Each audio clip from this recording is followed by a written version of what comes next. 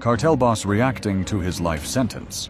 40 years after the brutal kidnapping, torture, and murder of DEA Special Agent Enrique Kike Camarena, his killer is finally facing justice in the United States.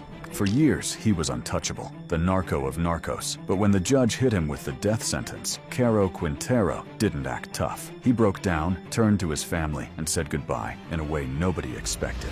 The fall of El Narco de Narcos.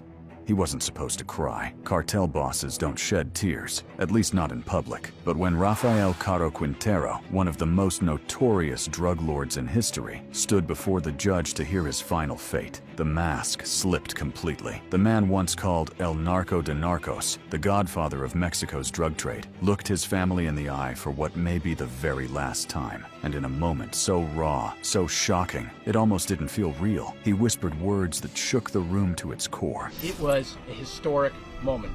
In 1985, Caro Quintero, ordered the kidnapping, torture, and murder of DEA Special Agent Camarena, a hard-working young agent who had infiltrated Caro Quintero's operations. This was no ordinary sentencing. This was the potential death sentence of a kingpin, a man who thought himself untouchable for decades. The empire he built in blood and cocaine didn't collapse when he fell. Instead, it adapted, evolved, and metastasized into something even darker than anyone could have imagined. Rafael Caro Quintero, born on October 24, 1952, in La Noria, Badiraguato, Sinaloa, Mexico, wasn't just another trafficker. He was one of the original architects of the modern drug trade, a pioneer who co-founded the now-defunct Guadalajara Cartel in the late 1970s, alongside figures like Miguel Angel, Felix Gallardo, and Ernesto Fonseca Carrillo. This wasn't merely about moving drugs. It was about laying the foundation for a criminal industry that would survive generations. An empire built on cultivating and trafficking massive quantities of marijuana, cocaine, heroin, and methamphetamine into the United States. The path to this moment of devastating vulnerability began decades earlier. Growing up in poverty in Sinaloa, a region notorious for drug production, the young Quintero had started small. As a teenager, he began growing marijuana on his brother's ranch, quickly scaling up operations. But ambition drove him beyond simple cultivation. He worked under early drug traffickers like Pedro Aviles Perez and Ernesto Fonseca Carrillo before establishing the Guadalajara Cartel, which became one of the most powerful criminal organizations in Mexico, controlling much of the drug flow to the United States. What made Quintero particularly dangerous wasn't just his business acumen, it was his vision. His operations included massive marijuana plantations, such as the infamous El Bufalo Ranch in Chihuahua, which spanned thousands of acres and employed hundreds of workers.